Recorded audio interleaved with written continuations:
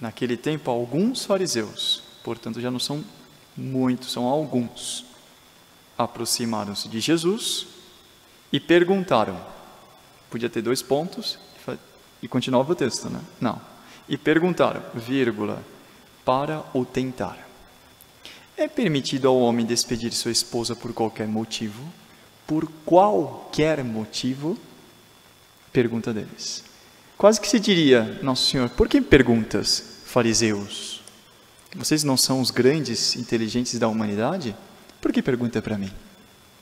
Eu que devo perguntar para vós. Por qualquer motivo você despede sua esposa? Se é que você tem? Será que é a segunda? Ou talvez a quinta?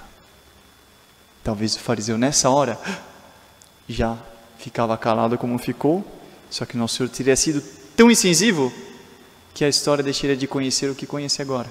Então Nosso Senhor não quis fazer isso, para dar tempo ainda dele se converter. Então o que Nosso Senhor vai fazer? Nosso Senhor vai dar toda a doutrina. E Nosso Senhor vai lembrar como é desde o início. Quem estava no início? Ele. Porque Ele criou o início do mundo. Então Ele vai dizer o que, Nosso Senhor? Não era assim desde o início. O fariseu achava que era o início da capacidade mental, estava nele. E, no entanto, ele estava conversando com alguém que estava desde o início. Antes do início estava ele, desde todo sempre. E já por aí, a conversa, a disputa já toma outro vulto.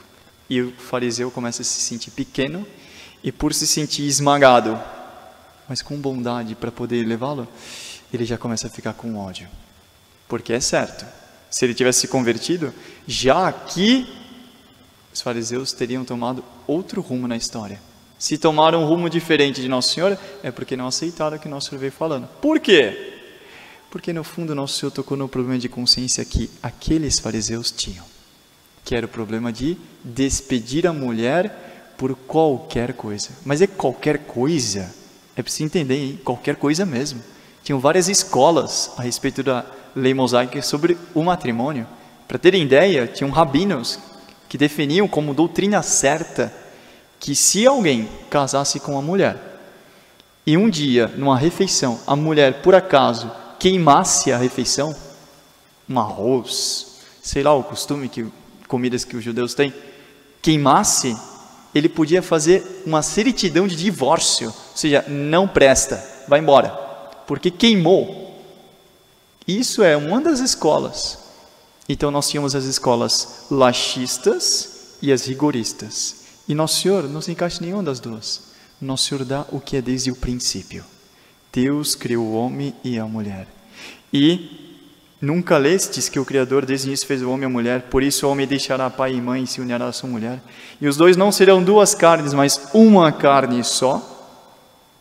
Portanto, o que Deus uniu, aí vem uma frase que pode tentar interpretar para cá, puxar para lá, tentar ajeitar, enfeitar, nunca vão conseguir tirar esse ponto da consciência de qualquer pessoa que anda mal no seu matrimônio.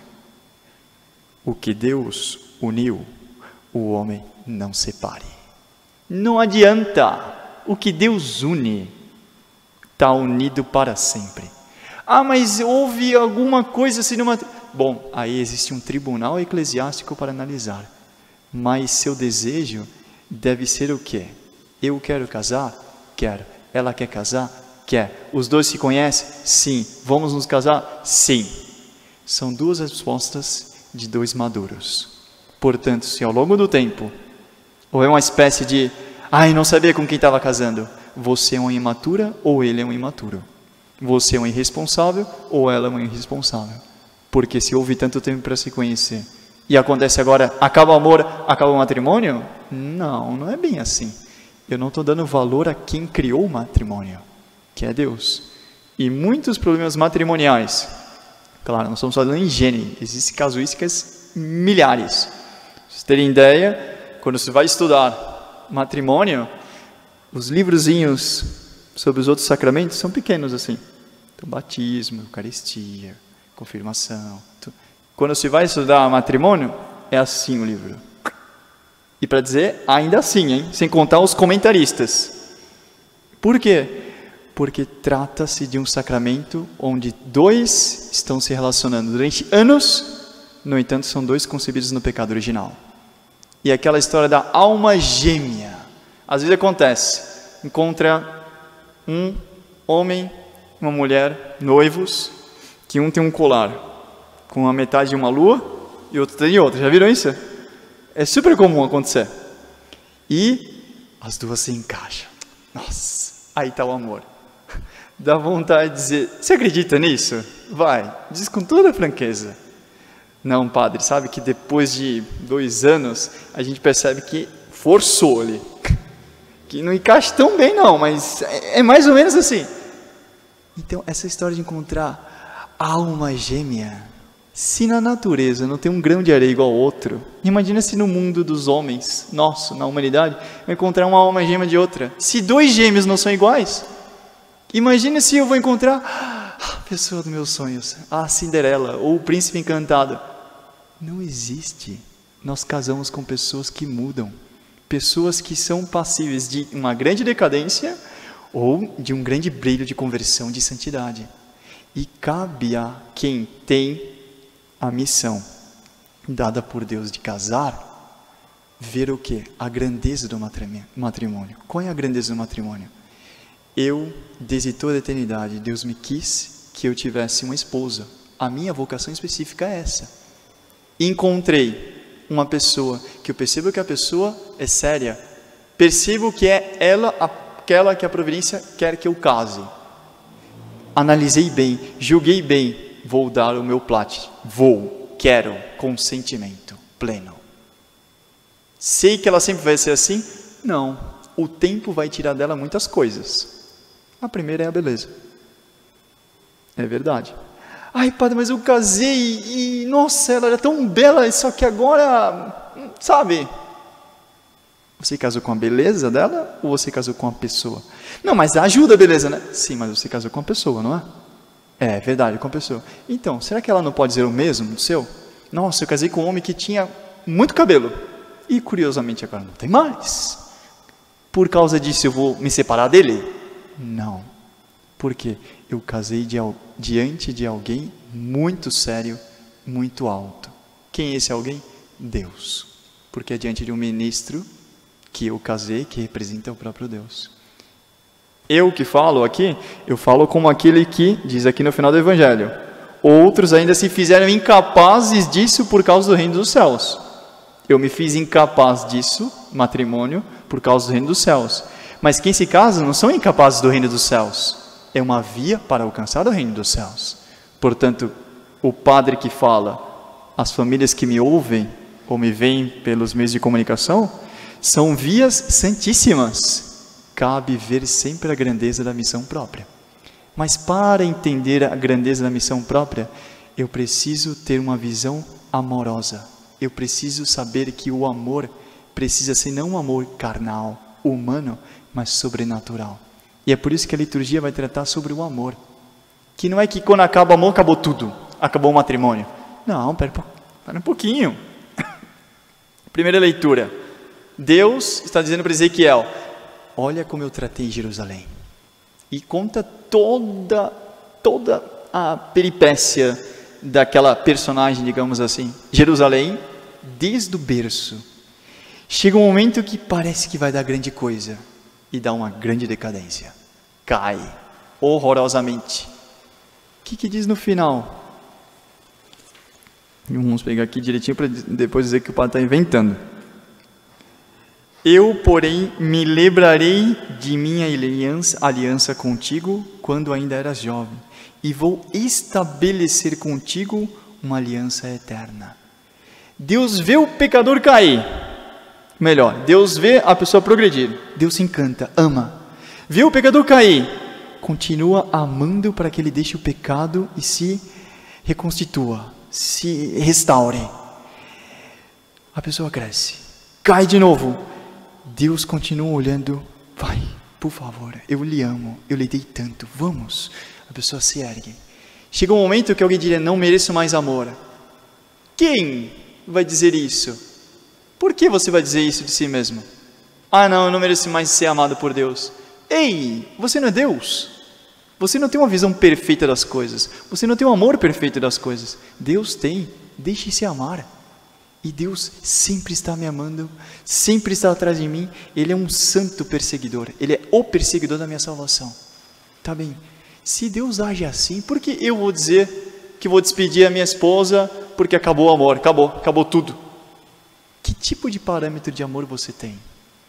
É amor a Deus ou é egoístico? Essa pessoa era para você um objeto ou era uma pessoa, filha de Deus?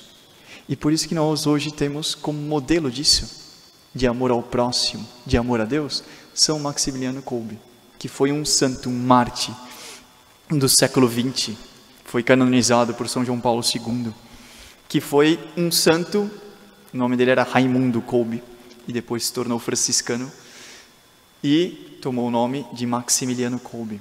E ele, super adoroso de Nossa Senhora, tinha uma devoção, um amor a Nossa Senhora tão entranhado que ele fundou uma congregação chamada Milícia da Imaculada.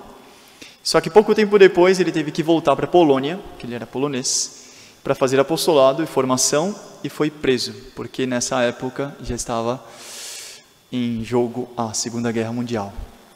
Foi preso uma primeira vez pelos nazistas, foi solto. Pego de novo, uma segunda vez, foi posto num grande lugar, num lugar que marcou muito a história, chamado Auschwitz, campo de concentração. Foi posto lá. E lá ele viu os horrores dos horrores. E um dia um prisioneiro fugiu. E lá a regra era o seguinte: quando um fugia, 10 morriam. Simplesmente. Então esse um fugiu, os nazistas chegaram, vamos escolher aleatoriamente 10 para morrer. E foram escolhendo. Pegaram um homem que se chamava Francisco. Só que esse Francisco era casado, tinha filhos, e na hora que ele foi escolhido, ele ficou desesperado. Começou a chorar. Eu sou um pai de família, eu sou um esposo, por favor, não me matem. Quem estava ao lado dele era o padre Maximiliano Kolbe. E na hora ele disse: não se preocupe, fique aqui que eu vou no seu lugar. E ele foi. E que era a morte? Colocaram dentro de uma espécie de bunker, de uma cela solitária, fechada, e ficaram 2 semanas sem comer e nem beber nada. Dos 10 homens, só sobraram 3. 2 homens que eram bem fortes, aguentavam, e São Maximiliano, que já estava acostumado a não comer e a beber, porque ele fazia muita penitência e jejuns na vida religiosa dele. E ele aguentou. Claro, sem contar, sobretudo, a base sobrenatural, sustentação que ele recebeu ali dentro. Ele que tinha tanta devoção a Nossa Senhora, é certíssimo que ali na prisão ele deve ter tido visões místicas acerca de Nossa Senhora. Um dia a história talvez conte. E naquele momento, quando abriram a porta, viram esses cadáveres todos, e esses 3 vivos. E os nazistas ficaram impressionados, sobretudo com um padre, que estava com a fisionomia plácida, olhar sereno e até um tanto risonho. Por isso, o que ele viu ali dentro, ninguém sabe. Está bem, os nazistas vão, aplicam uma injeção neles, mortal, e morrem esses 3 homens, dentre eles um mártir da Santa Igreja, que o Papa vai dizer que é o patrono do difícil século XX. Tá bem. Ele foi um mártir porque ele soube levar o amor até o impossível. De tal forma ele amou a Deus que o tempo, a distância, qualquer coisa não importava, não esfriava, não fazia esmorecer o amor que ele tinha a Deus. E esse amor, que passa a ser vertical, quando é bem radical, se dá por completo, naturalmente, sobrenaturalmente falando, se desdobra num relacionamento horizontal e passa a ser perfeito também quando leva o amor a Deus sobre todas as coisas e ao próximo como a si mesmo. E por isso que nós devemos pedir muito a Nossa Senhora, que no meu matrimônio, no meu relacionamento com meu cônjuge ou com outras pessoas, eu sempre tenho que estar tendendo ao mais perfeito amor a Deus, porque naturalmente falando e sobrenaturalmente falando, eu passarei a amar o meu cônjuge por amor a Deus. E nunca eu vou dizer: ai, ele é sem graça, ai, ela é sem graça, ai, já não é mais aquela pessoa dos meus sonhos, ai, já não é mais aquele homem interessante que eu tinha, eu já conheço a vida dele de prós e versos, de trás para frente. Não, eu sempre vou encontrar coisas novas, porque ele e ela são filhos de Deus. Peçamos isso a Nossa Senhora no dia de hoje.